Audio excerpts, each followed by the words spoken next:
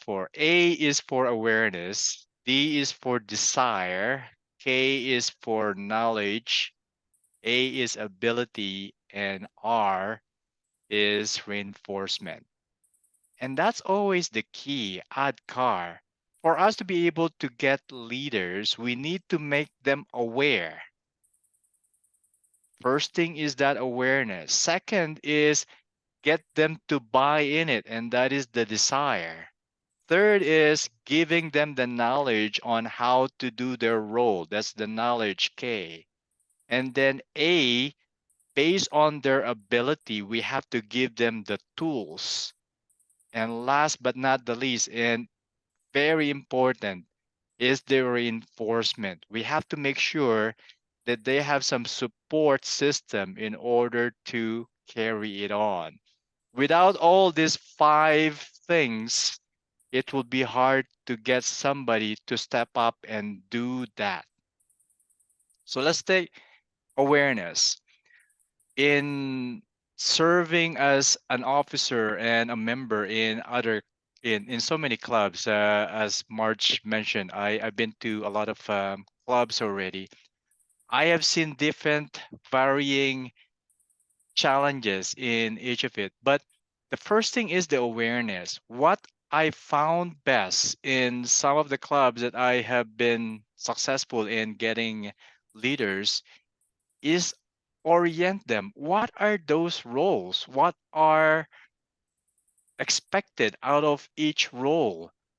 Define what is a secretary, what is expected of a secretary before they even go into the training. We have to give them that orientation. Okay, what are all these roles? What does it entail?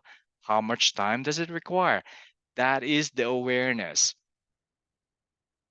In the club that I'm in now at West Enders, we normally have this election on May, but we always make sure that in April or even in March, we incorporate that in our meeting itself. Okay, these are the roles that are available. We're coming up to this election in May. As president, blah, blah, blah, blah. This is what is required. As vice president education, this is what is required, and so on and so forth.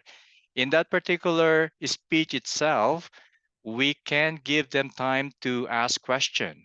There's so many ways that you can do it.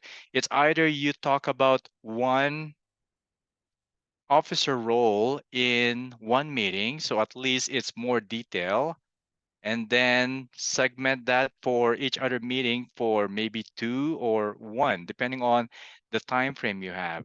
But it could be as simple as just laying out all the seven roles that we have for an executive and give them some handouts of what it is. Give them some time to think about it and ask questions, even outside of the meetings. So that is the awareness that I found really useful and effective. Desire. Let's go to that next one. How can you give them, or how have we gotten that desire from the people to really step up? Think about yourself. When you step up to the role, what helped you? The first thing that comes to mind is WIFM. What's in it for me? If I'm going to take that role, what are the benefits I'm going to get? That's how we can get that desire. For us to give them the benefits of what this leadership will give them, then that's a better way of really getting that desire or their willingness to go on with it. The D in the ADKAR model is the most difficult.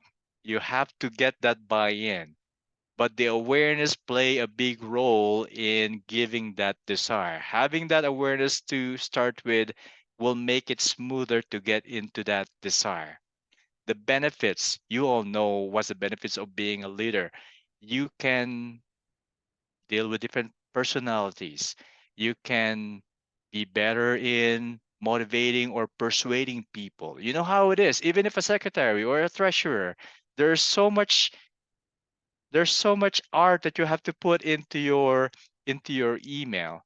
Maybe I'm preaching to the converted here, but think of those things that can really get those people to understand what is the benefit, what is in it for them. That is the AD. K, knowledge. It's better we mention up front, hey, we're not putting you on this role and then you run with it. There are training that we provide, and you know that, but we have to tell them, especially for newcomers, they don't even know that. Don't assume that they know that, oh, there will be training. We better mention it right from the get-go. There is that knowledge that we will impart to you via this training. These are the examples of the training that we hold, and these are the schedule that we normally do. We do it in round one and round two, blah blah blah. Everything that we have learned from training, we better just give them some hint or some background on it. What do you normally get there? Who are the people who are normally there? Who are the people conducting those training? So how effective are those training? That is the knowledge that we can impart to them, the training that we can assure that they will get when they sign up for the role. Ability. Our members have different abilities. You'll be surprised for some people where you find they're not even used to Excel or they're not even used to logging into computers. We still have members like that.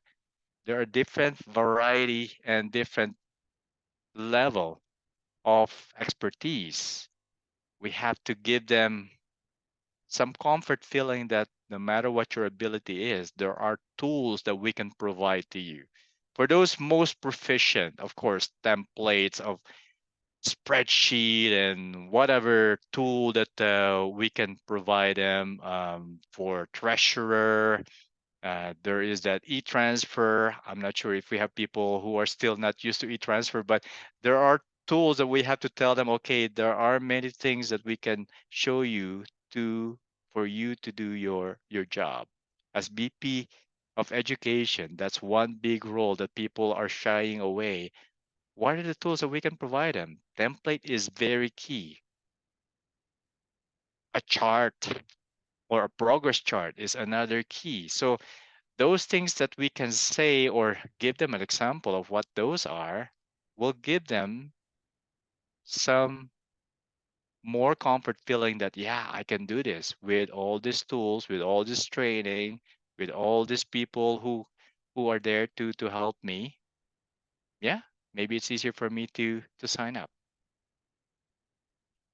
The last thing, reinforce support. I have to share that I have some challenges or some regrets or failure back in the days or in some of our clubs where we put somebody on it and then we didn't even support, we didn't even reinforce. What I'm talking about is continuous support for those people. If we put them on a certain role, we have to make sure that we got to be prepared that we have some support for them. We cannot just leave them alone like that. We cannot just leave them knowing that there's a training that they will be attending, that they will get all of it. We cannot just rely on that. There should be some reinforcement. There should be some support that we can continually provide to them. In one of the club where we put some officers, I heard some comments later on that something along the line where we didn't even get the support. I didn't even see you mentoring me on how to do this, and that's one of those things that I regret. Oh, I've been so busy with the district leadership. I missed to do all this and all that. That is my excuse. But the thing is, we should not forget them. We asked them to step up, and yet we left them there, and then we assume that they can carry that on. They have different level, as I was saying, in the ability, and regardless of what that ability or what that level they have, we should still support and check in all the time. And that is the reinforcement there. All these things add car really goes hand in hand Without one of it, it's hard to find that person. Without applying it properly, it will be hard to have that sustainability of officers. Without the secret ingredient on each of these component of getting them to get that leadership, it will be hard to find new leaders from here on and continually. By you performing your job in supporting and doing what is necessary to get them to sign up and then make them successful, you'll be surprised if people or how many people are really watching how that is. And that really builds that longevity, that sustainability.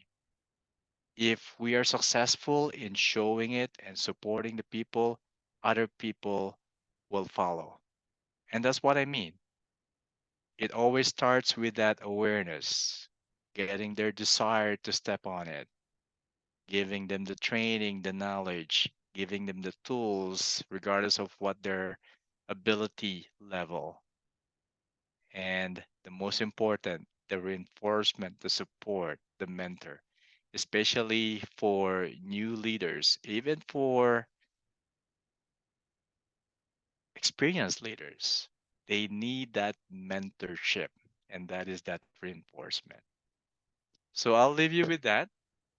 That is the ad card that I've been using throughout my career, and that is very applicable to finding leaders in our club, in our Toastmaster community.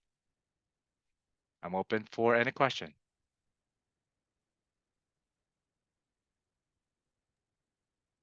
Thank you, Eugene, for that presentation and for reminding us that we put people in positions and then sometimes we don't give them the support they need. So you made Mm. us think about what we need to do, and we're going to be looking for club executive, we're going to be looking for area directors, division directors, people that are going to work on the district, and each of those will need some help. I think Judy has a question. Not really a question, but it made me think of something when I first took on leadership um, roles. I would hear things like, "Oh, you don't have to hardly do anything," you know, you just they want to get you in there so bad, and it was just such an easy thing because you didn't have to hardly do anything, and just a few little things, and it didn't really turn out that way when you want to do a good job and you want to learn it. So I it's good to really be honest and upfront and really explain what they're getting into. Hmm. And Exactly. yeah. Judy, I've been I made that mistake before, and you know what happened next, right? So it will not be sustainable. They'll despise you for somewhere along that line, Yeah. or they'll pass it along to other people, and it could end up with bad mouthing too, and all that. And you don't want that to happen. Be upfront that there will be challenges, but this is what you learn. This is what you're gonna get. Yeah.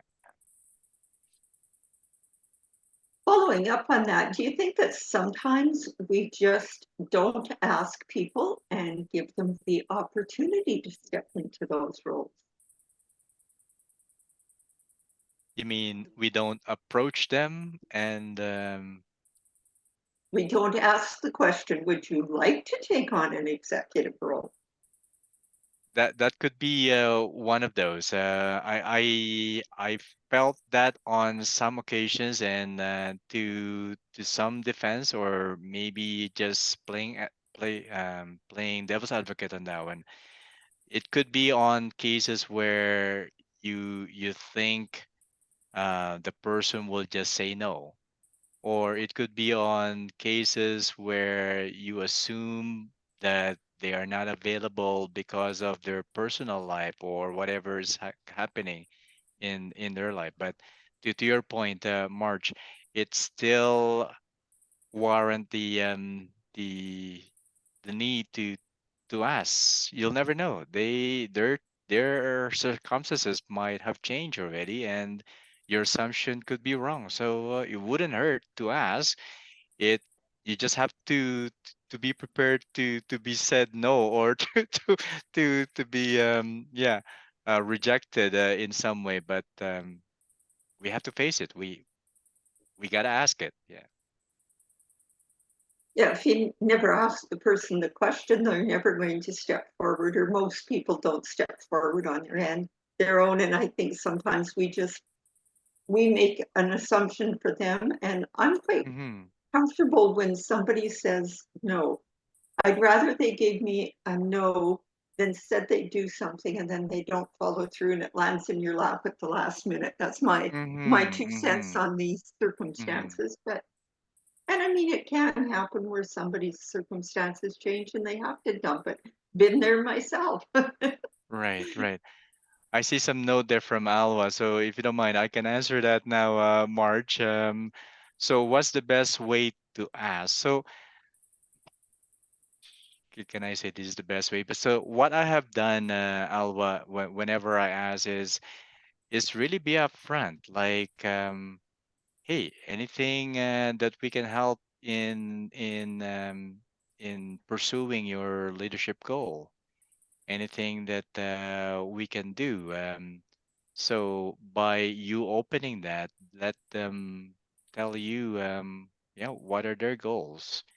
Um, One that I don't find effective is going straight right away where you want to be BP ed, you want to be a treasurer, you want to be a sergeant at arms, or something too direct that people are put off guard.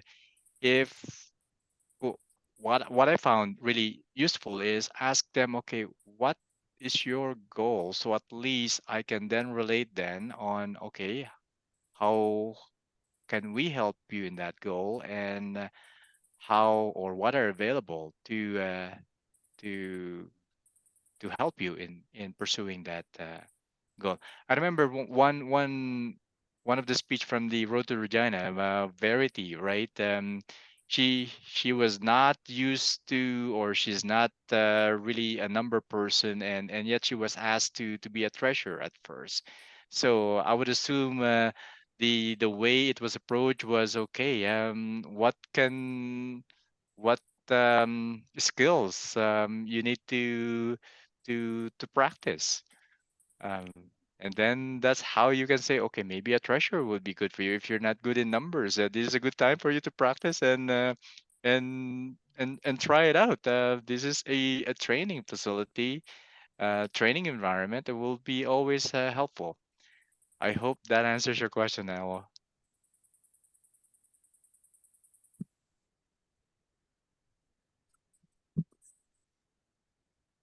Hey, Ali, welcome, welcome. Thank you, thank you. Yeah, any other question?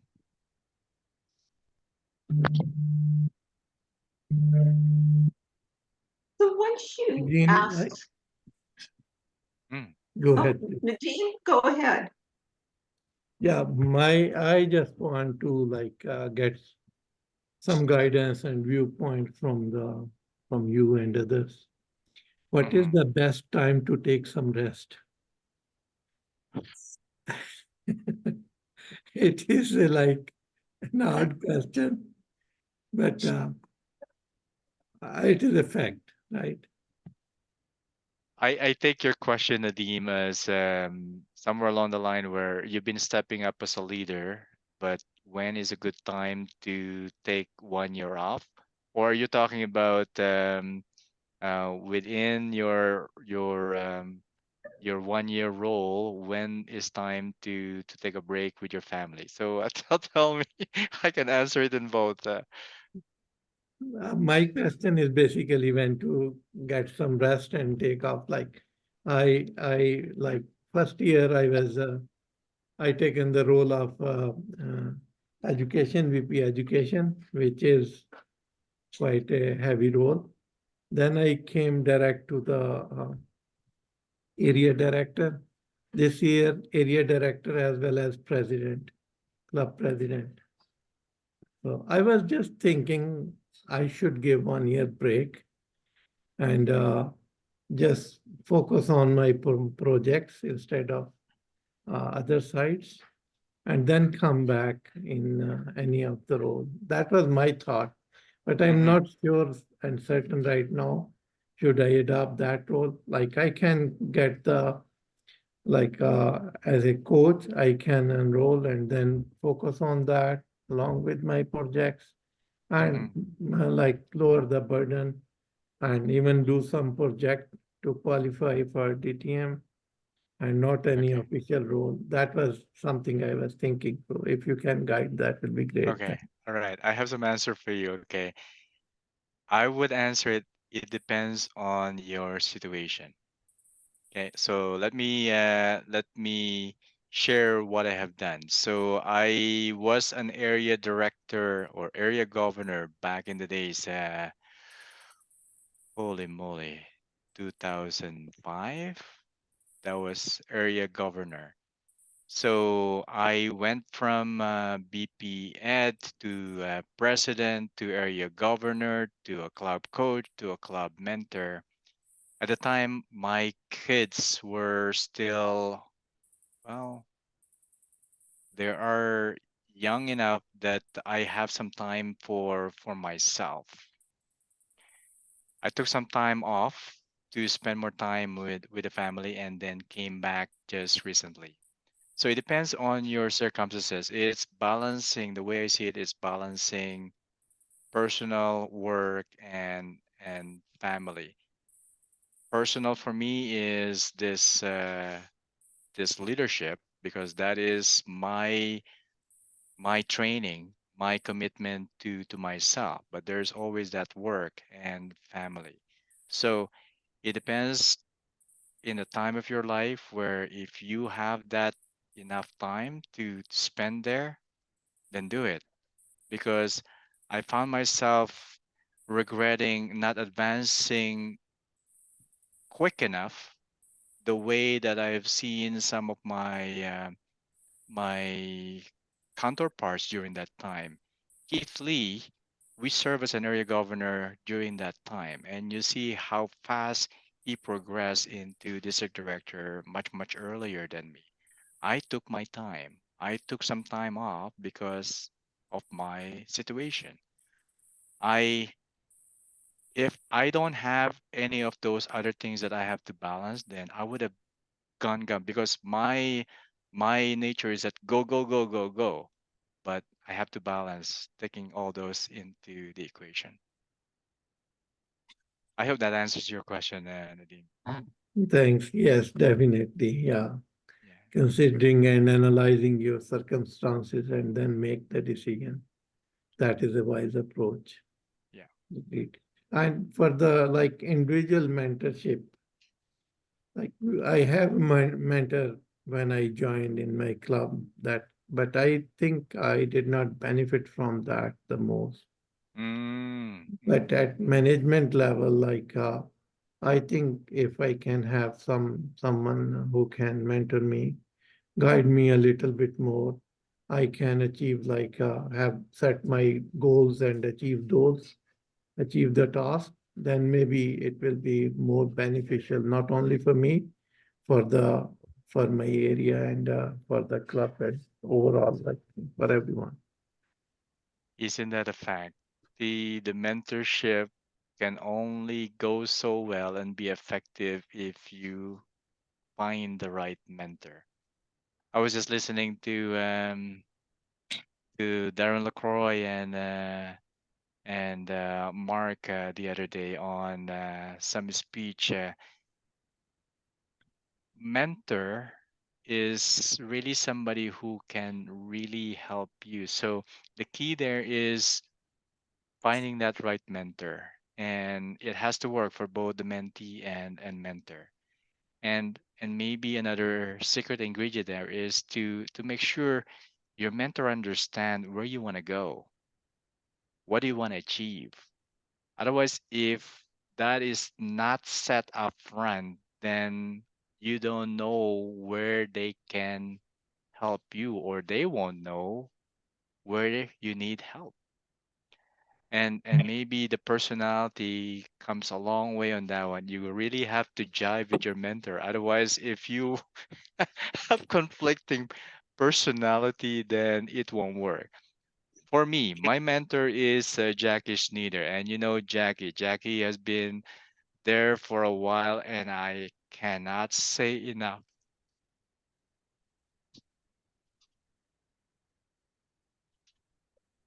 Yeah, she is the. That's all I say about that. So it has to. It has to work, Yeah, and go ahead, please. Yeah, I think it's not bad if you meet someone conflicting your personality. That doesn't matter. That is where you learn more. You can challenge yourself that as too. well, Hmm. right? Yeah, So I don't mind on that side, but it should be something professionally I can improve myself. I need someone who has more experience from me in a yes, like in a practical field, in a career, who can guide me so that I can uplift myself. exactly. Yeah, there is that too. It has to be those people who've been around to where you want to go, who has more experience than you. Yes, for sure.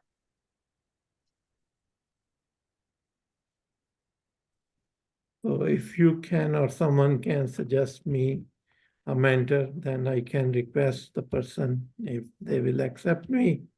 Or if you can mentor me, that will be great. Consider my request and we can move forward from that For side. sure. I that reminds me, I assigned a mentor to you, so I can't remember now who I assigned to you, but I'll keep that in mind, Nadine. Okay. Thank you very much. I think something else, when we have a mentor, we have to understand the skill set of that mentor. Because sometimes they have skills up to a certain level, and there's nothing wrong with saying, I've achieved everything I can with you. I still like our relationship, but I'm looking for somebody that can offer me a different skill set. And there's no harm or foul in saying, you've guided me this far, but I need someone different. Mm-hmm. Mm-hmm. And I have seen before too that you're not limited to just one. It could be this mentor to help you in this particular skill. This could be another mentor to help you in this particular skill, or yeah. So it could be multiple of them.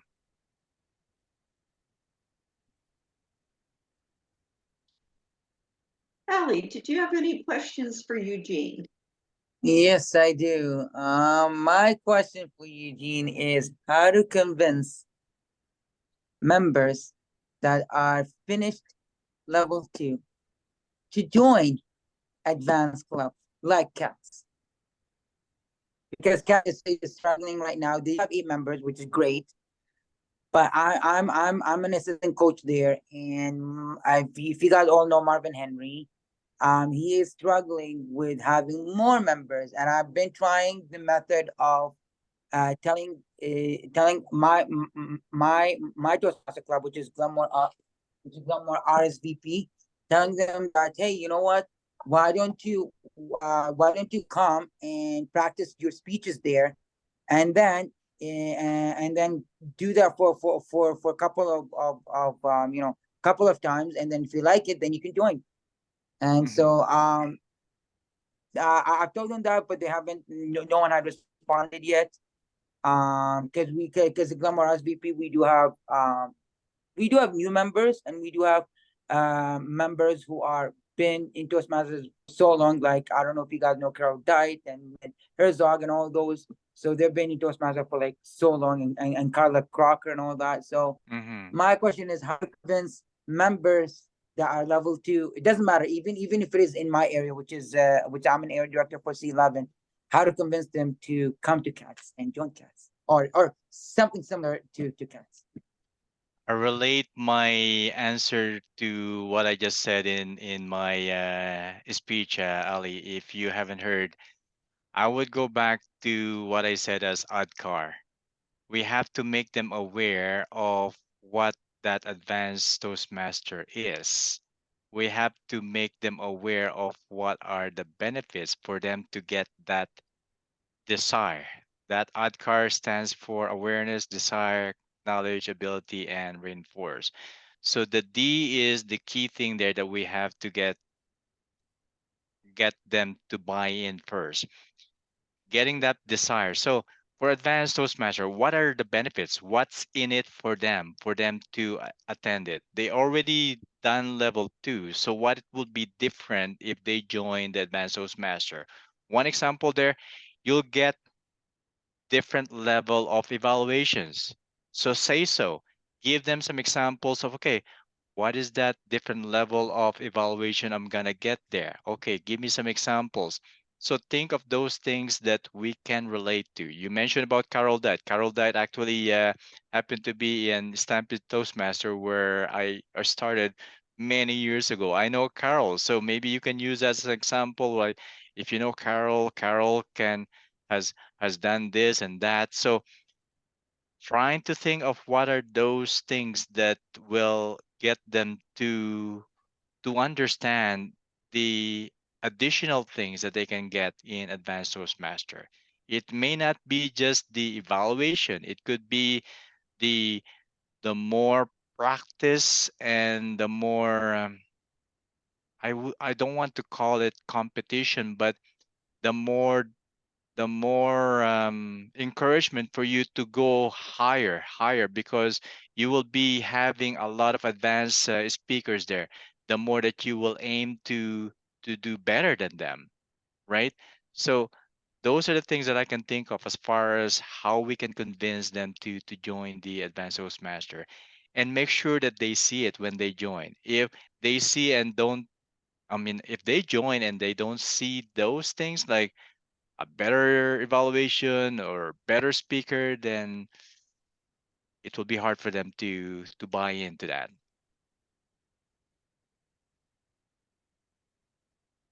Ali, I hope I answered your question there.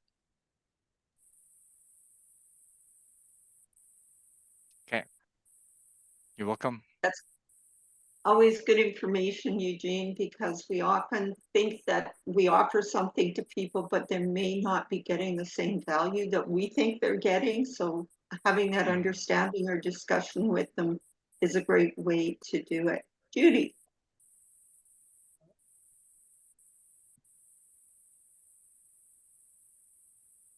You're looking for another comment? Or Oh, no, question. I would just thought you had something you would wanted to contribute. Oh, no, this is just the way I look all the time. But as I was listening to Ollie, I was under the impression that this was a newer Toastmaster that had just completed a couple of levels, and then we're trying to persuade them or talk them into going to an advanced Toastmaster club. So I may not have that right, but I think it's a little premature at that level of a new Toastmaster that's completed a couple of levels.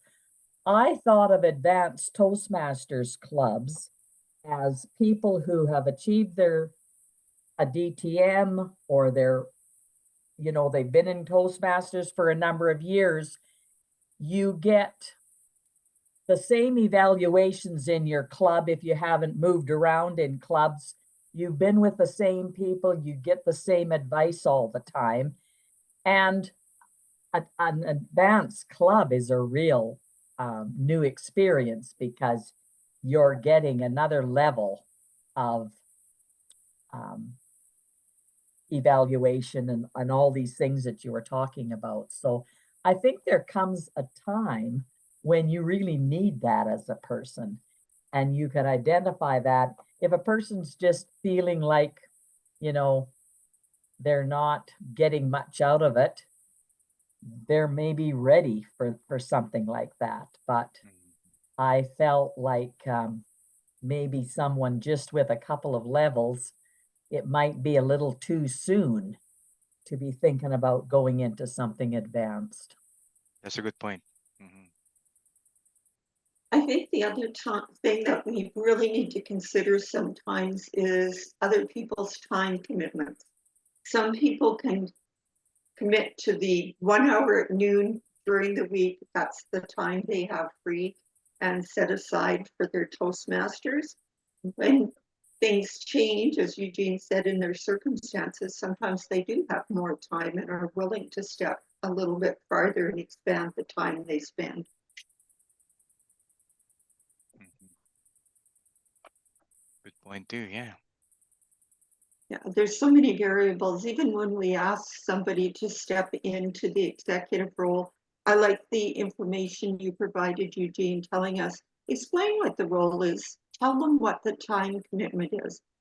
If all you want from your secretary is they come in and they simply take minutes at the meetings, tell your secretary that, because that simplifies what they have to do. For myself, I find it easy. I go to a meeting, I take the minutes, I type them out, and that's that day and the next day, and it's done. But if you're expecting your secretary to not only do that, but you're adding other things on, then suddenly you've expanded the role from what they're expecting, from what they were told. Exactly. Are there any other questions for Eugene? I don't hear any. Eugene, as always, thank you for providing great information. You made me think about a different approach to asking people to be on the executive. I really like the idea of explaining what your role is. We always say, well, there's not much to the role. And I'm very careful never to say that to somebody that's stepping into the vice president of education role. I have too much knowledge of it. It's kind of like, well, it's like the role can overwhelm you. You might want help. But I think that's good to give them the expectation of it. And most people, I find, are comfortable with secretary and treasurer, their roles they're familiar with from other groups they belong to or for the personal life. So it's a great starting point to put somebody into the executive with those roles. But there's still work involved and they need to understand what it is, no matter which role they take on. And I'm sure we've all heard, oh, it'll hardly take any time, but it all takes time and it takes a skill set. So Eugene, thank you for sharing the information. I know Deb will send out the recording for those that were not able to come tonight. And I so appreciate that you took time out of what is a very busy schedule to share with us how to look for those members to step in and take leadership roles. My pleasure. Thank you very much to you all. Yeah.